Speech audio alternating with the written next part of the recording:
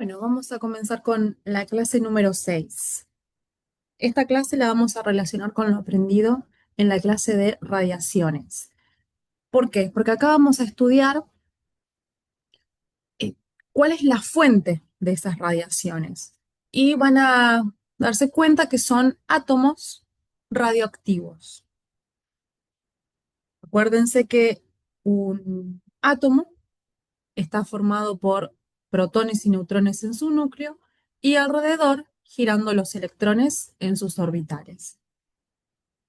En el caso de las radiaciones, vamos a ver que lo que se modifica es el núcleo. Bien, esto ocurre cuando un átomo es inestable. Entonces, cuando la relación entre protones y neutrones que están en el núcleo son altamente inestables, lo que hace el átomo es emitir radiación para liberar esa energía que tiene en exceso y convertirse en un átomo más estable. Acuérdense que esta radiación puede ser corpuscular, es decir, en forma de partícula, o en forma de onda electromagnética. Y ahí es cuando lo empezamos a relacionar con el tema de radiaciones. Acá tenemos un esquema en el que tenemos un núcleo de un isótopo radiactivo y para ser estable puede liberar radiación en forma de partícula o en forma de onda electromagnética que llamamos energía. Las emisiones radiactivas pueden ser corpusculares o ondas electromagnéticas, son todas ionizantes, ¿sí? Como ondas electromagnéticas tenemos a los rayos gamma, como corpusculares, es decir, como partículas tenemos a los rayos alfa, a los rayos beta, que ahora van a ser beta negativos o beta positivos. A los beta positivos son específicamente electrones y los rayos beta positivos son positrones. Y acá tienen para recordar lo que era una radiación, que era el transporte o la propagación de energía en forma de partículas u ondas.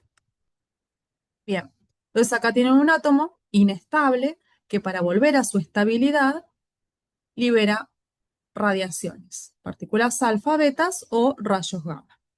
El resumen de lo que dijimos recién.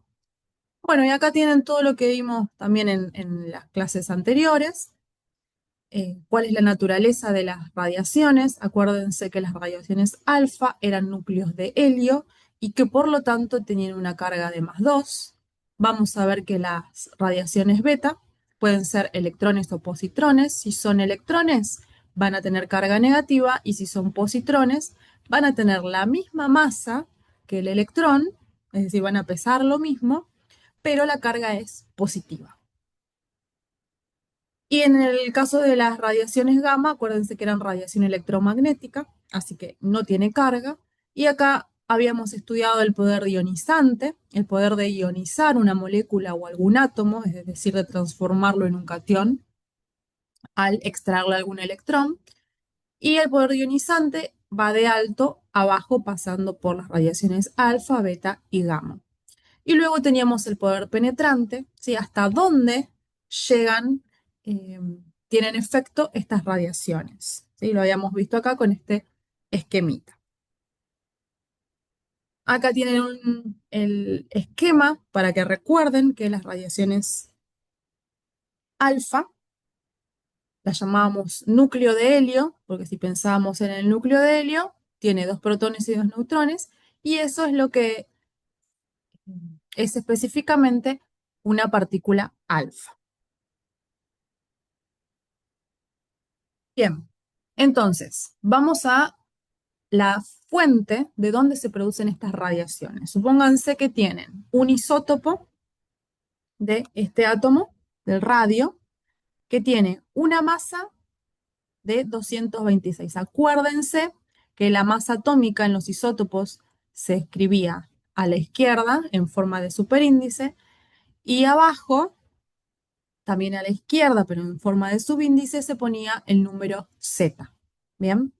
Entonces, este es el radio, el átomo, un isótopo del átomo de radio, que Al desintegrarse, libera una partícula alfa, fíjense que tiene dos protones y dos neutrones, y al liberar dos protones, se transforma en un átomo distinto. Ya deja de ser radio y se transforma en radón, que tiene una masa atómica de 222 y un número atómico de 86. Acuérdense que el número Z era el que le daba la identidad del átomo. Yo cambio el número Z, es decir, cambio el número de protones y cambia el átomo por completo. Esto es lo que ocurre con las desintegraciones alfa. Un átomo se transforma en otro.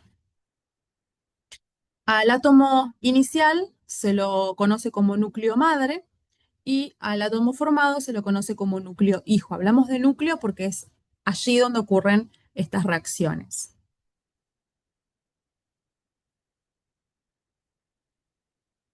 Fíjense acá, miren que vamos a tratar de analizar un poquito lo que dice acá. Acá tenemos un número Z de 88. Pero al perder una partícula alfa, está perdiendo dos protones. Acuérdense que el número Z es la cantidad de protones. Es decir, este radio tiene 88 protones. Al perder una partícula alfa, está perdiendo dos protones. Entonces ya no tiene 88, sino que tiene 86 protones. Y es por eso que si vos buscas en la tabla periódica el número Z86, vas a encontrar este otro átomo. Por su parte, acuérdense que el número másico era la sumatoria de protones y neutrones. O sea, todo lo que hay en el núcleo. ¿Sí? Acá tenemos 226.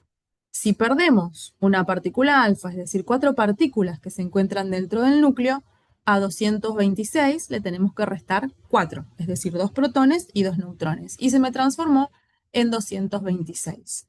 ¿Dónde están esas partículas? Bueno, las encontrás acá. A la masa atómica le restaste 4 porque se perdió la partícula alfa, y al número atómico le restaste 2 porque se restaron dos protones. Siempre pasa así en una desintegración alfa.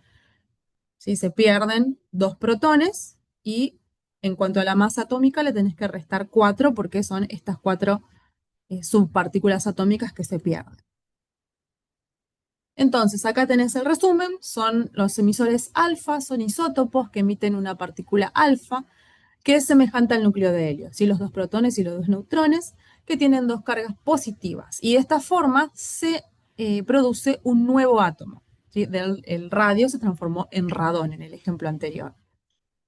Tienen una característica, estas partículas alfa, que son altamente ionizantes, recorren distancias cortas y se detienen con papel. Acá tienen algunos ejemplos de diferentes isótopos radioactivos, ¿sí? El uranio 235 en general. A veces a los isótopos, en vez de estar poniéndole tanto la masa atómica como el número atómico, se pone únicamente la masa atómica, porque si ya sabes que es uranio, ya tenés la información del número Z en la tabla periódica, ¿sí? Sabes que es el 92. Eh, en cambio, la masa atómica es la que se desconoce, no se puede identificar cuál isótopo es si vos no le pones la masa atómica. Por lo tanto, a veces los isótopos se los puede representar directamente así, sin estar colocando el número Z debajo. Bueno, y acá tienen algunos ejemplos, ¿no? El uranio, de polonio y francio. Acá fíjense, por ejemplo, tenemos un átomo de uranio que liberó una partícula alfa, la representamos de esta forma, ¿sí? El helio, tiene número atómico de Z igual a 2 y el número másico 4, lo pueden chequear con la tabla periódica.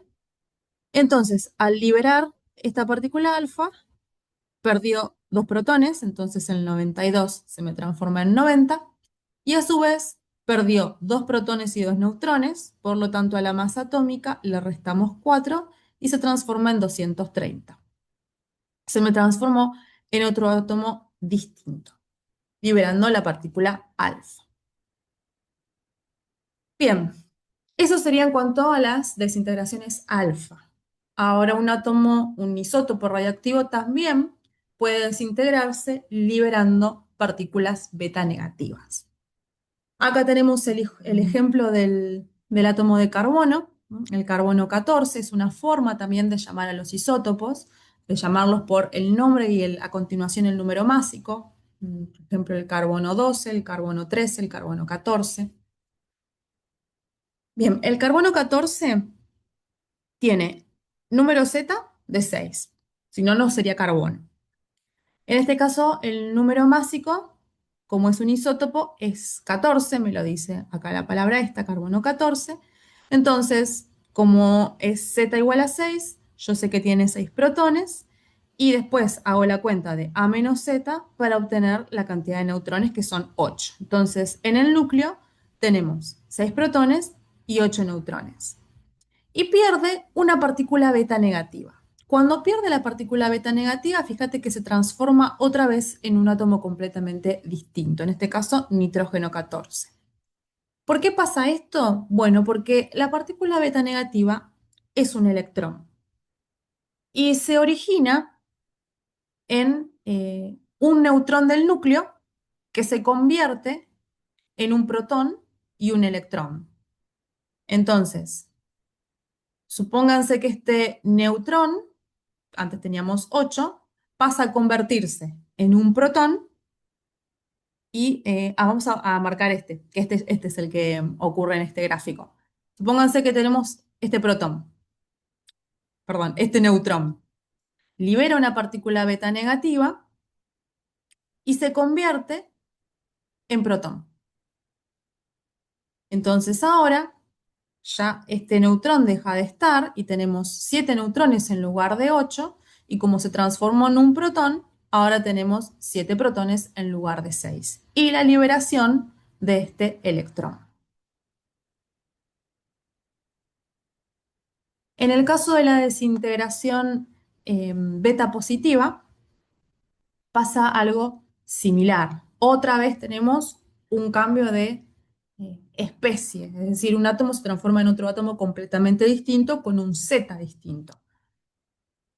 Otra vez tenemos un átomo de carbono, esta vez es el isótopo con número másico 10, es el carbono 10, y fíjense que tiene, como es el átomo de carbono, el Z sigue siendo igual, que es 6, por lo tanto tiene 6 protones, y acá el número másico es 10. Entonces, cuando hago la cuenta, A menos Z para calcular el número de neutrones, 10 menos 6 me da 4. Y tiene entonces el núcleo, además de tener 6 protones, tiene 4 neutrones. Al perder la partícula beta positiva, ¿qué es lo que está pasando? Esta partícula se crea en el núcleo cuando un protón se convierte en un neutrón. Esta es al revés. En la anterior, el neutrón se convertía en protón. Ahora el neutrón se va a convertir, ahora al revés, un protón se va a convertir en un neutrón. Entonces, a ver, déjenme ver en el esquema dónde está. Acá. Este protón se convierte en un neutrón y libera una partícula beta positiva. Entonces, ya no tenemos 6 protones, sino que tenemos 5 y en cuanto a cantidad de neutrones, sumamos uno más, así que también tenemos 5. Y la liberación de la partícula beta positiva o positrón. En el caso de los rayos gamma, acuérdense que los rayos gamma son ondas electromagnéticas que tienen una frecuencia alta y la longitud de onda muy corta. Acuérdense que eran inversamente proporcionales. Al tener frecuencia alta, son muy energéticas y altamente ionizantes. En este caso, las radiaciones gamma no van a cambiar el átomo en otro distinto. Si ya en el anterior el carbono se transformaba en nitrógeno, en este otro caso se transformó en boro, teníamos varios cambios. Sin embargo, acá cuando se libera una radiación gamma, ya no existe ese cambio. Sí, vamos a ver en qué se transforma. Fíjense, acá tenemos níquel y después de la liberación de los rayos gamma, sigue siendo níquel. ¿De dónde surge? Bueno, generalmente viene acompañando a la emisión alfa o a la emisión beta. ¿Por qué? Porque una vez que se emite estas partículas alfa o beta, el átomo formado queda en un estado excitado. Entonces, para volver a su nivel o estado basal de energía, lo que hace es liberar esa energía que tiene extra en formas de rayos gamma. Miremos este ejemplo del isótopo de cobalto 60. El cobalto 60 se suele utilizar para tratamientos contra el cáncer. Tienen en el video que tienen en el campus, tienen varios enlaces. Si visitan uno de esos enlaces, van a encontrar un video que es bastante cortito y bastante educativo, en donde los personajes visitan una planta donde se produce el cobalto 60 acá en la Argentina. Bien, entonces tenemos este isótopo radiactivo y libera una radiación beta. Se transforma el cobalto entonces en una especie distinta que es el níquel. El níquel que quedó, fíjense que tiene un asterisco. Este asterisco lo que está indicando que tiene un estado de mucha energía, es un estado excitado. Para volverse estable, lo que hace entonces es liberar los rayos gamma y ahora tenemos un níquel estable. Fíjense que no cambia ni la masa atómica ni el número Z. Simplemente se vuelve de excitado a convertirse en un estado estable, liberando rayos gamma. Bueno, recuerdan que estas radiaciones tienen efectos biológicos, también los vimos en las clases anteriores, y esto se debe a que estas radiaciones son ionizantes, es decir, van a modificar a los átomos o moléculas que cuando quedan ionizadas ya no tienen la misma capacidad de realizar las reacciones metabólicas que realizaban antes, modificando la homeostasis de los organismos. Entonces, si tiene tantos efectos, obviamente los trabajadores que manipulen estos elementos tienen que tomar precauciones especiales para no sufrir las consecuencias de elevados niveles de exposición. Acá tenemos algunos órganos vulnerables, fíjense que vamos desde la piel, pasando por el aparato digestivo, sistema urinario, cardiovascular, ¿sí? Tienen un amplio blanco estas radiaciones. Debido a esto, necesitamos principios de protección que dicen lo siguiente, que toda práctica con uso de radiaciones debe ser realizada únicamente si sus beneficios son superiores a los riesgos. Todas las exposiciones deben mantenerse tan bajas como sea razonablemente posible y las dosis a los individuos, tanto pacientes como trabajadores, no tienen que superar los límites recomendados por las normas vigentes. Y hay todo un manual con normas específicas que te dicen cómo manejarte con eh, estas radiaciones. Imagínense lo peligrosas que son. Eh, el trabajador ocupacionalmente expuesto deberá poseer, por ejemplo, no sé, un radiólogo, vieron que no tiene tantas horas de trabajo debido a la exposición. ¿Por qué? Porque a mayor tiempo de exposición, mayor es la dosis que reciben. Entonces, deben realizarse controles de salud periódicos, tienen un dosímetro individual con lectura mensual y tienen un límite de tiempo de exposición lo más reducido posible. Los residuos que quedan luego de utilizar estas radiaciones o las fuentes que se encuentran en desuso necesitan tener unas etiquetas especiales para poder desecharlos. Eh, si se coloca a los desechos una etiqueta blanca, indica que no es necesario que se manipule de ninguna manera especial. En cambio, si tiene una etiqueta amarilla 2, dice que hay limitaciones en cuanto al almacenaje y al transporte.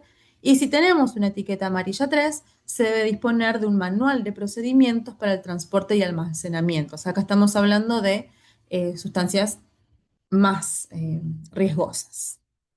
Acá les dejo dos problemas que se los mando este, más adelante en la respuesta, se los dejo que piensen un poquito.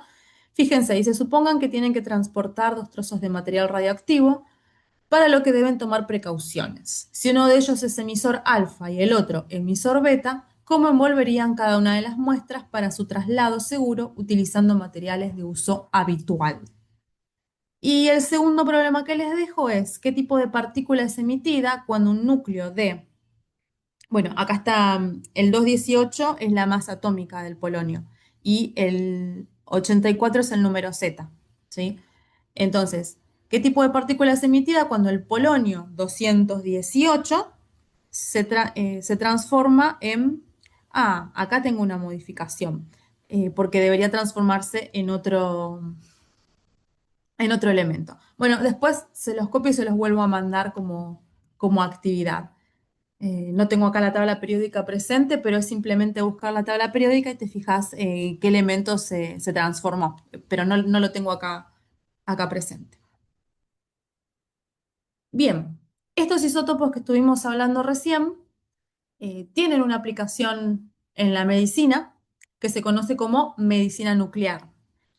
Lo que utilizan son, los radioisótopos que utilizan se conocen como radiotrazadores y lo que hacen es evaluar tanto las funciones corporales como diagnosticar y tratar enfermedades. Las más comunes son estas dos que tienen acá, la tomografía computarizada por emisión de fotón único, acá tienen las siglas, o tomografía por emisión de positrones, conocido como TEP. Los radionucleidos que se utilizan más en tomografía de emisión de positrones tienen acá, por ejemplo, el flúor 18, que se utiliza para epilepsias, esquizofrenias, células cancerígenas, tumores, metástasis. Eh, Luego tienen esto es el flúor radioactivo unido a otra sustancia. Acá tienen el flúor 18 unido a otra sustancia distinta. Ahora vamos a estudiar un poquito más esta de acá arriba. Entonces, fíjense, siempre es el flúor 18 unido a otra sustancia. Esta de acá se utiliza para el melanoma que realizó metástasis. Acá este es para el Parkinson. Este se utiliza para lesiones abdominales. Este otro de acá se utiliza para cáncer de ovarios. Y bueno, tienen ahí, como para darse una idea, cuáles son los usos medicinales. Bien, vamos al primer eh, radionucleido, ¿sí? Que es este de acá. Estas siglas es fluorodesoxiglucosa, que es un análogo de la glucosa. La glucosa es eh, un monosacárido, como vimos también en clases anteriores, que forma parte de los carbohidratos y forma parte del metabolismo de nuestro cuerpo. Hay algunas células que lo utilizan con elevada tasa, como las células del cerebro, las del riñón y las células cancerígenas. Entonces, si uno detecta, por ejemplo, acá, si uno detecta altos niveles, que es lo de color rojo, ¿sí? Altos niveles de flúor 18, significa que en esa zona las células absorben con mayor avidez la glucosa y por lo tanto puede estar tratándose de células cancerosas. Acá lo que tienen es la explicación, ¿sí? Como es el flúor 18, la molécula no puede ser degradada en ninguna ruta metabólica debido a que tiene este flúor radioactivo. Bueno, acá dice en la posición 2 de la molécula, eso obviamente no es necesario que lo estén estudiando. Y a medida que la radioactividad va decayendo, el flúor 18, fíjense que se convierte en oxígeno 18.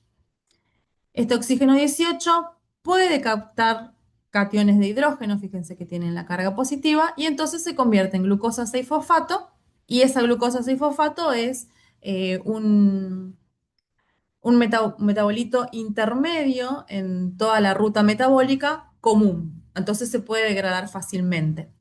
Con la diferencia que tiene un oxígeno marcado. Entonces, de esta manera uno puede seguir toda la vía metabólica porque el que queda marcado es el oxígeno.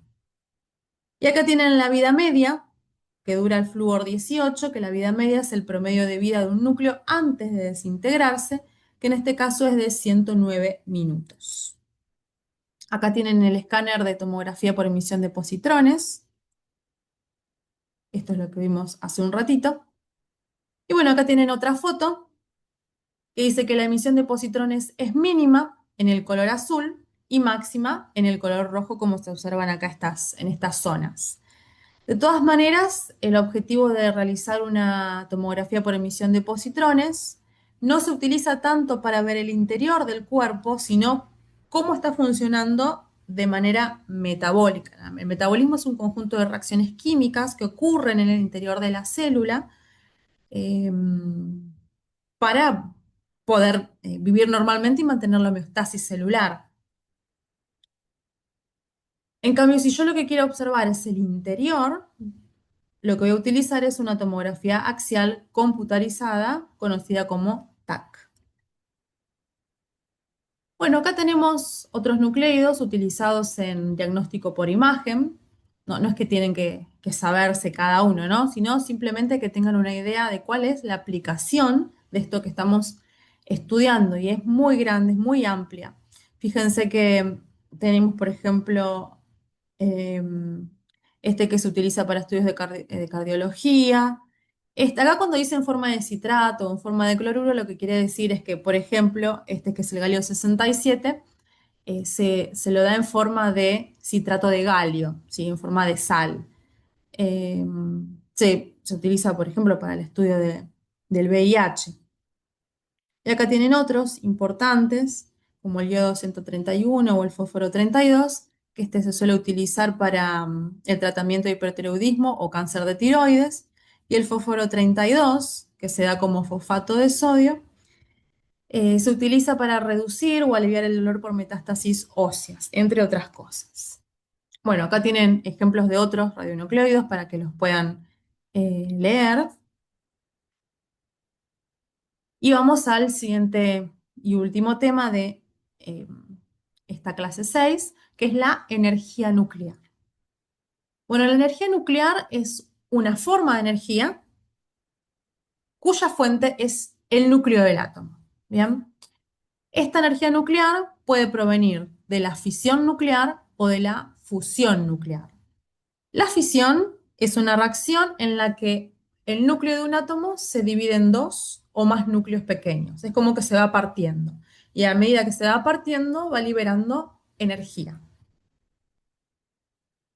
En cambio, la fusión nuclear es lo contrario. Es el proceso en el cual dos núcleos atómicos se combinan para formar un solo núcleo que es más pesado. Y a su vez, se emiten grandes cantidades de energía. Vamos a estudiar la fisión nuclear. Acá tienen un ejemplo. Acá tenemos un núcleo que es capaz de hacer fisión, por eso dice un núcleo fisible. Para que haga fisión necesitamos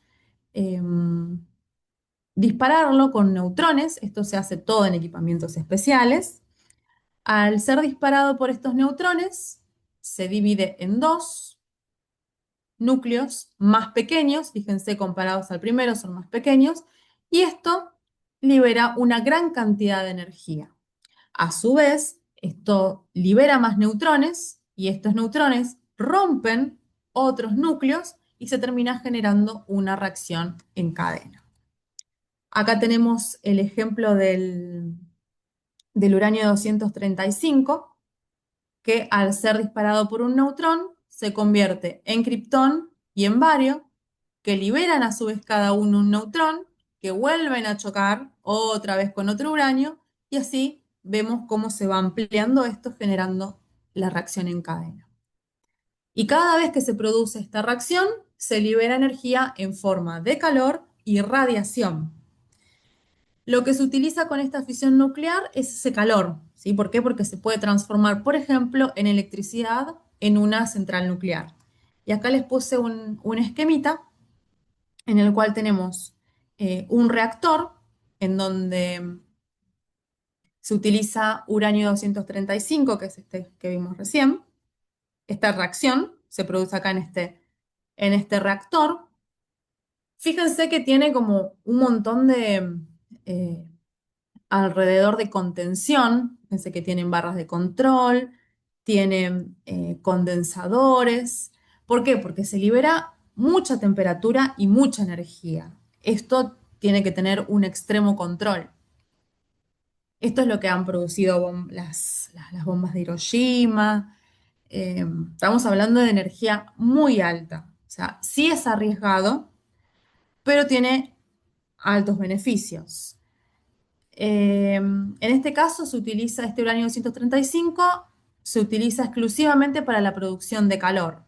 Acá ocurre la reacción química, ese calor pasa por estos tubos y acá se pone un líquido. Por ejemplo, agua, dióxido de carbono o sodio,